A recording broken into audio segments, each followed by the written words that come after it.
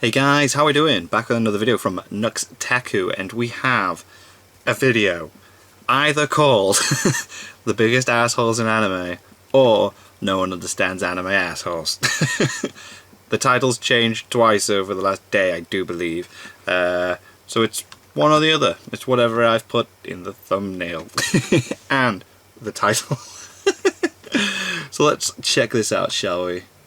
When people are talking about what their favorite aspects to anime are, well, there are many things you could talk about. You could talk about why you love the characters, of course, the deeper stories, Oof. the amazing fight scenes. Or yes, you could talk about one of my personal favorite aspects in anime, anal. That's right, today we're talking about badass assholes in anime. Okay. Not literal assholes, metaphorical Dio's assholes. the biggest because one of them course, all. We take things on a deeper level here. Get it? Deeper level. Okay, fine. Yeah, Get you it. got And it. also, I freaking nailed the intro on this one. And if you don't like it, lump it, digest it, and dump it, which is done with your ass. Ah.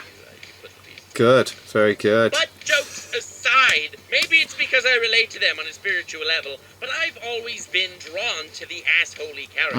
And I decided, hey, let's make a video on something I'm drawn to. I know, pretty insane. That's Not crazy. Just jumping on a Mental. train. I don't even know what I was thinking myself. Then, after delving into the world of assholes, which is a wonderful, glorious world, I've discovered that there are so many brilliant facets of anime assholes, there is no way I can cover what I love about every asshole style in one video alone. Oh no, that is so correct. It is the potential of a new series delving into Likes. the beauty of assholes I love in it. anime, and it will definitely not be demonetized. Oh no, Oh he no. loves talking about assholes. I mean, they trend the Paul brothers. They must love assholes to some degree. Now, as an example, when tallying up my favorite assholes in anime, I've discovered that there are different genres to assholes. Oh, we're breaking them down. I love them all. Breaking but I love them all down. for very different reasons. And today I want to be talking about Bakugo is assholes definitely one. that stem Dio from is pride. Now, there are different assholes type. that stem from being manipulative dicks, like Izaya from Durarara Yes. and Hisoka from Hunter x Hunter. And I want to be talking about asshole dicks on a future episode because I freaking love this stuff. Today I wanted to focus more on the pride aspect. You know, the Escanor dissing everyone, Kaiba shatting on everyone, Vegeta thinking he's better than everyone, love this. and the Dio, who's just like the embodiment of the prideful asshole, and I love him. So, focusing on the Who prideful doesn't?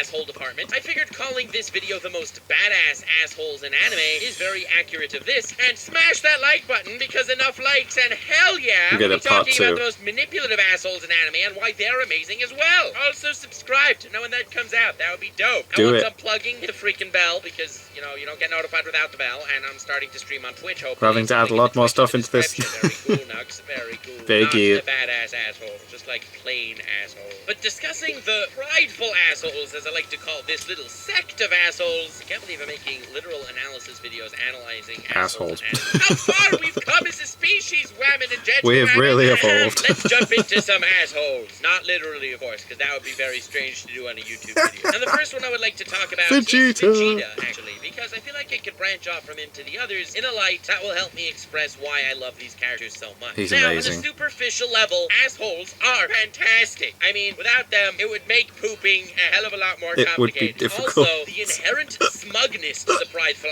asshole is insanely satisfying to watch. Vegeta lording himself over others, Escanor just totally wrecking others and pumping himself up as an absolute badass, Kaiba only seeming to duel these third-rate duelists with fourth-rate decks like those absolute losers trying to dare claim his throne as rightful king or prince, because like he gets wrecked by Yugi at least twice this season. Or Dio, I mean, this guy pretty much invented the word asshole and crafted around him. That's exactly how epic of proportions we're dealing with in his regard. Yes. While yes, it's 100% true that on a superficial level, every badass asshole is fantastic to observe every moment they're on screen, and I will be the first to admit that. I feel like, while it's not per se forgettable once they leave the screen, it doesn't per se leave as much of an impact on me as many other characters. Giving an example, tragic character like Ban from the Seven Deadly Sins, while it's true, isn't as badass on screen as Escanor is most of the time, he has left so much more of a powerful impression on me just due to the fact that I relate to him. I relate to his mental turmoil, and to certain parameters, I respect him on such a his deeper backstory is and so more human sad level than I do Escanor. Granted, Escanor telling Estarossa, I don't hate those beneath me, I merely pity them, potentially made me wet my underpanties, and I will not confirm nor deny whether that has happened every single time I rewatch that fight. Oh, damn it, just did it again. I mean, will not confirm nor deny whether I've just done it again. I'm not winning this one fan base. And while it may seem like I am critiquing this master class of a breed of badass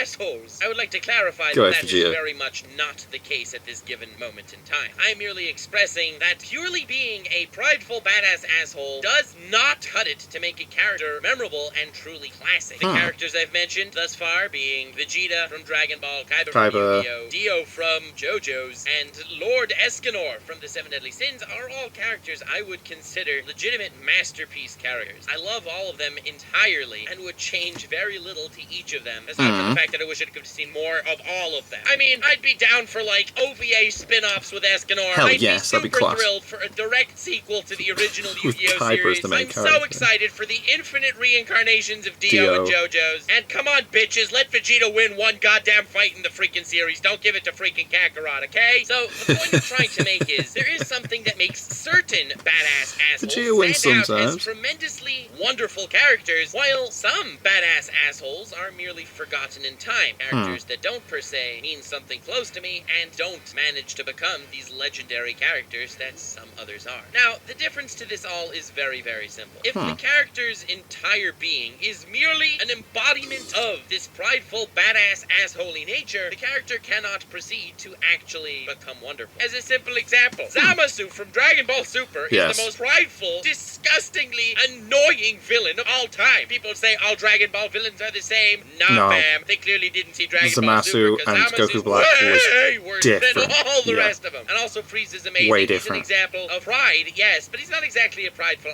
asshole. So that's a bit of a different category I'm discussing here. More on Frieza on a future video. I definitely want to talk about him. He's my favorite villain. Dragon Ball does not get enough love. But back on topic, if you really think about it, writing a badass asshole is literally the easiest thing in the world. All you have to do is go to some website where you can look up handy one-liners and just shove them up that character's butthole. I mean, think about it. All of Escanor's one-liners in his fight versus Estarossa that are absolutely awesome don't define his character all that much, aside from the fact that, yes, this dude is very prideful and he can back it up. Just give someone like Zamasu from Dragon Ball Super those lines and oh my god, Zamasu will immediately become an amazing, memorable, wonderful character. You think that? You're dead wrong. Nothing can save Zamasu. He was the bottom of the pit as far as bad characters, and why am I dissing Zamasu so much? I don't even care about him. Why are you dissing? I like him. The extra added bonus that all of these characters have is what they do with their pride. Because pride in itself is something integral to our very world. It's one of the 7 deadly sins. In fact, it's the leader of the 7 deadly sins. Not literally in the anime 7 deadly sins, but I mean in like the Christian thing goes 7 deadly sins and burn in hell and shiz and all that other cool stuff and eternal damnation and all that other cool stuff. Not really be discussing here because we're talking about lighthearted anime. Yes, no eternal damnation on this channel. God, to keep the demons away here. The point I'm trying to make here is pride in itself is a double-edged sword. It is integral to our world, as in everyone needs to have pride or else they will feel terrible about themselves. Okay, that's true. Well, feeling terrible about oneself actually sucks. Trust me, I know from experience, it's bad vibes. So pride is necessary and required for every individual, but at the same time, too much pride can easily overpower it. Yes. So again, you gotta worry about the dosage here. You gotta level it out a bit. Drug itself. And funnily enough, as far as pride goes, and maybe this is why it's so fascinating to me, I've been everywhere on the spectrum, or at least potentially everywhere. There was a point in my life where I was not per se happy with myself, and I was relatively depressed. It is not a wonderful time that I like to bring up every time I get the chance, but it is something that has helped me grow past that. So, looking at this channel that I built up, and the fan base, which is extremely awesome, I now actually have something to be proud of myself. Hell yes, you do. That is it's amazing. Extremely powerful. That said, since I've been in that position, it does give me a bit of an inside glance to people who are also going through this very same issue of wanting something to be proud of themselves for. And now that I'm doing YouTube and stuff, and this past weekend I was at an anime convention and I met a bunch of you guys, it was legit crazy. I mean, I'm just some regular dude talking about anime and badass assholes. I mean, I guess I'm kind of a bit of a mad lad that I'm making a living off talking about assholes. And people were asking me for, like, autographs and shit. That's and cool. honestly, I can see why YouTubing can definitely turn someone into the bad type of prideful asshole, thinking you're God's gift to the world, but I feel like I'm too cynical and sarcastic to actually think of myself that way. So I guess the sarcasm is actually a blessing in disguise. These are just Keep personal self-grounded. examples, though. Everyone has pride issues that they're going through. Yes, pride is important, but too much is deadly. So to quote one of the greatest daddies in all of fiction, it must be balanced, as all things should be. Yeah, that was one of my favorite quotes from Deadpool. You like that? Absolute masterpiece. And it's finding that balance of pride in yourself as well as not being consumed by it that is supremely interesting. It makes a character really last forever in my mind. So now let's talk about these badass assholes in anime. Because while I still do remember them for their epic scenes and their wonderful assholery, it's really not that makes them amazing. That is the icing on the cake of a character's narrative. Vegeta is someone who from his very youth had it drilled within him that he needed to be the very best. Yes. He is the prince, he is the most powerful Prince of Saiyan, all he is the Saiyans, embodiment destined of the for future greatness. of Saiyans. And he's also really short, which is personally freaking hilarious. But again, not the point at all. What's even more than the fact that he realized he had to be all of these amazing things was that he thought he was. He thought there was He already no thought one he that was could there, attest him yeah. for this throne. Then he met Kakarot, Goku, who's by the way, fun fact, taller than him. That shrimp! And Goku surpassed him in every way. Whenever Vegeta would take one step forward, he would just look over his shoulder and see that somehow Goku surpassed him by a long shot. And then in the next arc, Vegeta's gonna be like, oh hell yeah, Goku. You think you were cool that you got Super Saiyan? Well, now I am Super Saiyan as well. 2. Not Super Saiyan 2 as in the number 2. 2 as in T-O-O. Don't want to piss off the Dragon Ball fan base again. That would have been terrible. That would have been bad. He's also attained Super Saiyan with full. He doesn't realize that he's one arc too late. And every Just remember arc the in Dragon grades. Ball Remember will the grades. introduce antagonists that are literally just barely stronger than the power-up Goku had in the last season. So the androids whoop his bitch ass. And that is how the story just progresses every single arc. Every time Goku gets a power-up, Vegeta's gonna get the same damn power-up in the next arc when it's been outdated, so Goku can get the next power-up to defeat the villain of that arc. The ultimate chasing of Goku's shadow where he could never ever approach him. Vegeta, who had it ingrained within him that he will be something great, finds himself coming up short, get it, because he's short, every single step of the way. One of the biggest and most like that you're downright finding that horrifying funny as well. attributes to pride is not only that it makes you an insufferable twat, because that's an issue as well, but if you painted a picture of yourself in your mind, and then you realize that you do not come close to that picture you painted, you know, the ultimate strongest Saiyan warrior ever, well then, that is completely soul-crushing. Vegeta's narrative is that he keeps getting up again and again. He's not gonna let it doesn't matter how much you knock him down. It's true, Goku passed him this time, but next time, Vegeta will win. And it's this vicious cycle of Vegeta losing, but picking himself up again and again that has shaped him so much as a character. Because Vegeta is slowly but surely realizing what is truly the most important. It's not becoming the ultimate Saiyan warrior dude. No, it's actually caring about someone else. Vegeta finds himself a woman that he loves to her entirety. He actually dances in front of Beerus like a goddamn chicken to save the planet. He humiliates himself to save other people. This is the same Vegeta that full well knew that if he would get into a brawl with Frieza, Frieza would annihilate his butt back in Namek. But despite that, it didn't matter to him. He knew that he would either get the Dragon Balls and become all-powerful, or he would die. And honestly, running away was not an option for Vegeta. No, he was never. not in this to survive, he was in it to be the best. His pride was the absolute finale of where his mindset was at. But as the story goes on, even though the growth is gradual, Vegeta would rather humiliate himself in front of Beerus dancing like a chicken than letting the people he actually cares about get hurt. Yep. Priorities have completely shifted. Vegeta no longer sees pride as his number one prime directive. Now other people. It was so weird to watch that happen when it Pride literally is seeing an ultimate value in oneself, and he has actually, to some degree, become selfless and put people and his caring of people past himself. Vegeta masters pride. Moving on to Escanor. Escanor is a character whose pride is unwavering. This absolute mad lad has some of the dopest one-liners in all of anime. Yeah. And every time he talks down on anyone, I am banging my chest like freaking gorillas do, because it somehow reduces introduced me to my primal instincts, and I want to fling poo at literally everyone. I'm sorry again, Mom. It was an accident. But what really solidified Escanor as such a great character for me is the fact that his pride, his boundless-seeming pride, is essentially just another layer to his emotional mindset that he used to protect himself from getting hurt. His backstory is actually tragic. He somehow gained sun to shine, this monstrous strength, and he was excommunicated from his village for being too much of a mad lad. At least that's my take. And because of that, there are two possible outcomes for his character. Potential outcome A, he can just feel terrible of himself. He could feel like he truly is a monster and be angry at himself. He could have zero pride. One end of the spectrum, but absolutely tragic. And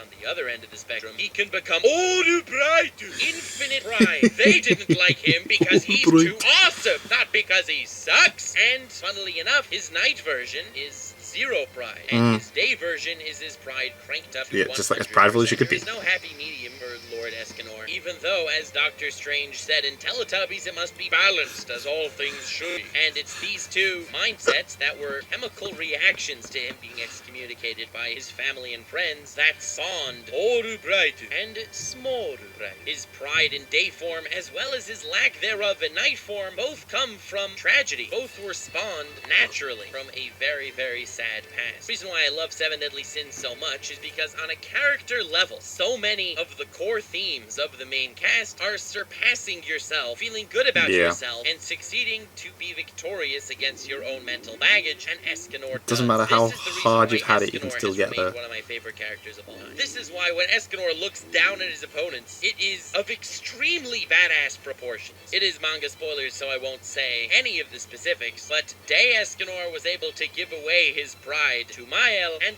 Night Escanor was able to actually become an absolute badass. Thanks to the bonds he's formed with Zawardo! Night Escanor got pride, and Day Escanor is no longer swallowed by it. I would like to say, speaking of Zawardo, let's talk about Dio, but I'd really like to talk about Kaiba. Kaiba from Yu-Gi-Oh! Was always one of my favorite characters in the series. The guy is pleasantly ambitious, which I can relate to, and he's also a bit of a prideful asshole, which I relate to. Kaiba has all the money he needs, and with that he can buy all the cards he needs for the ultimate card game and way of life in Zawardo of Yu-Gi-Oh! Don't worry, I'm serious, even though I said Zawardo, that was just because I was excited. And the brilliance of Kaiba is that he's introduced as the most materialistic character one can imagine. He doesn't believe in any of the hocus pocus like the heart of the cards. When he duels Joey, he's gonna make sure Joey realizes he's a third-rate duelist with a fourth-rate deck before he absolutely wipes the floor with his schnoz. No matter who Yugi is, or the stupid Pharaoh guy, he don't give no crap. He is going to duel him until he wins. Unfortunately for Kaiba, that doesn't really happen, except for that one time that Kaiba was like, if you don't forfeit, I'm gonna commit suicide. Jump off here. Bad vibes. Yeah, bad vibes. Kaiba always loses. In fact, it's almost like Kaiba is destined to lose to Yugi infinitely. All the time, yeah.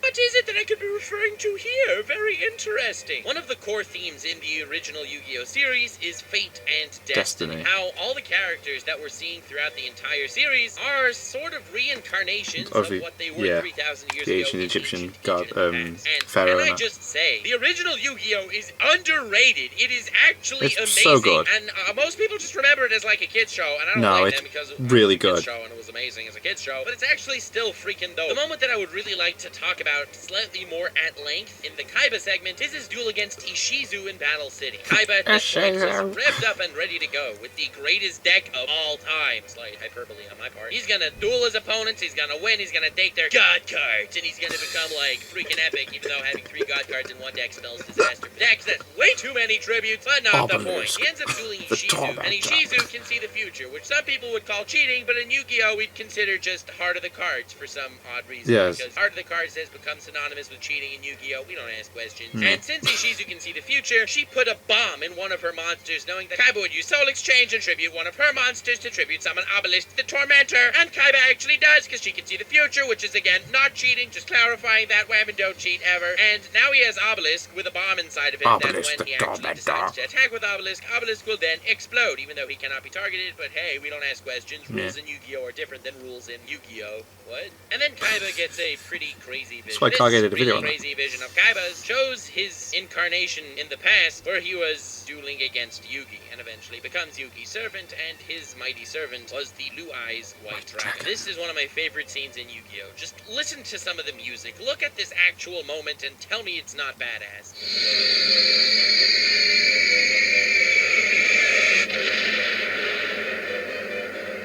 そして俺の魂、俺の未来は俺が決める。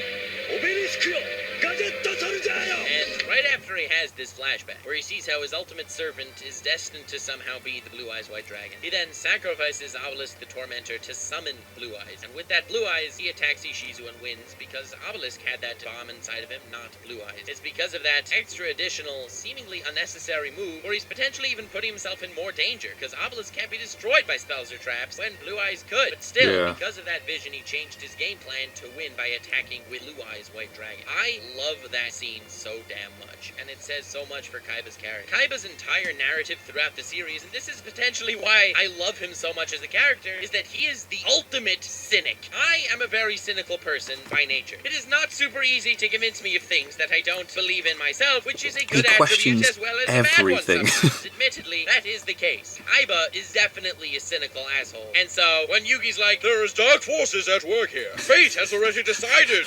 certain really cool stuff. And he's like, spare me the mumbo jumbo. Still love it when he says that. I don't believe in fate, so get your game on. I just made him say a Jaden line. That was humiliating. But this is that guy, that materialistic billionaire tycoon, that for some strange reason likes a lot of cartoon dragons, that is so cynical he will not believe in fate and destiny, even though both of those things were spitting in his face for the entirety of the series. But that is outwardly. He is prideful, and he will not outwardly admit to the fact that, oh yes, fate and shiz, you were totally right all along, Yugi, my bad. Hell no! Kaiba would never do that. But internally, you can see that things are changing. This scene is still early in the series, so his nature gets way more explored as the story goes on. But in this scene, in this very brief moment, when he sacrificed Obelisk the Tormentor to summon Blue Eyes, he's going against his core nature, and he is believing that something greater than himself is going on here. Oh, he's still prideful. He's still an asshole, and he's still very cynical on the outside. But on the inside, I very much see where Kaiba's coming from, and I can relate to him far too well. Kaiba's story is the evolution of the sin, and that's what makes every single one of his jabs at Joey Wheeler, especially Joey Wheeler, he is such a fun guy to make fun of, all the more powerful. And now, for the final badass asshole stemming from pride that I would like to talk about today is Lord Dio. Yes, the man, the myth, the legend himself, Dio-sama. What a guy. As I mentioned, the reason why I find myself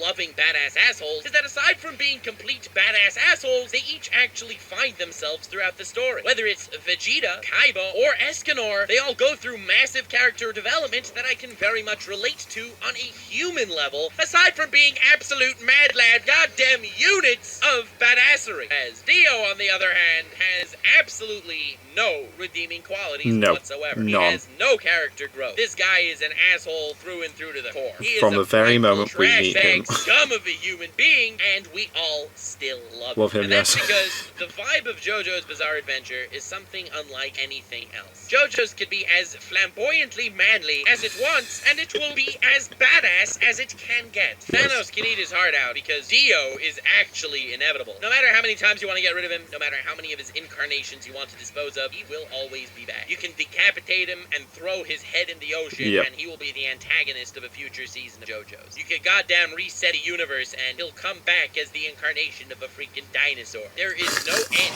to Dio or his inevitability. What? This very polar opposite reason to everything I've been describing until this point, that Dio remains as one of my favorite badass, prideful assholes in anime without getting over any I was holding my breath then, whatsoever. hoping there wasn't going to be any spoilers from like anything in future potential stuff there. I was telling you how too little pride or too much pride are both not good in the slightest, even though too much pride seems like superficially it's extremely badass, it destroys someone. It will lead someone to their actual doom. Having too much pride is detrimental to any person's character, and there is no happy ending for them. Not for themselves, not for the people around them. That's why it was called the leader of the 7 deadly sins. It's actually destructive, and despite all of that, and despite how in the real world, and you know I'm serious, because I said the world and not so loud, even though I'm talking about Dio, destruction is inevitable with a surplus of pride. Dio sits in the face of reality and says, Kono Dio-da! Disagreeing with my majesty is muda, useless. Useless. Dio is the essence of pride incarnate. However, he's still inevitable. It's this paradox, along with trillions of Dio memes, that solidify Dio as one of my favorite characters, even though he does not have this overcoming of pride trait that I was talking about until here. And with that, I would like to end this video. This was the episode talking about badass assholes in anime, and I really look forward to future videos where I can talk about different types of assholes in anime, because as an asshole connoisseur, there are a lot of assholes to be talking about. Not something most people are proud of, but hey, welcome to Lord Nuxanor. Definitely leave a like and subscribe, and let me know anime assholes in the comments that you'd like me to dissect on future episodes of the Anime Prostate Exam. Examining anime assholes. Name still pending, don't worry. So, hope you enjoyed this video. Have yourselves the most wonderful evening, and remember to stay weird, fam. Oh my god. That was boss.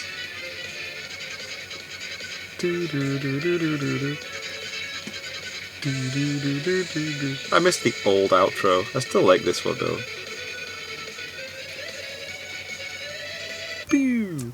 That was cool. Very, very cool. I like it. I like Dio. I like Vegeta. I like Kaiba. Who's the other one? Escanor. Escanor. How did you forget Escanor? You want to name a dog after Escanor? I do. And I forgot. Thanks for that. But that was cool. That was very, very cool. I hope he does do another one of those. I just love these videos. I love how much he uploads during the week, and that they're just so entertaining. It's boss. So yeah, thank you guys very much for watching. What did you guys think of that? What did you guys think of this? Click like, subscribe if you haven't already. Leave comments down below. Let me know what I should watch and discuss in future videos. And I'll see you guys. It's all you guys next time. Bye.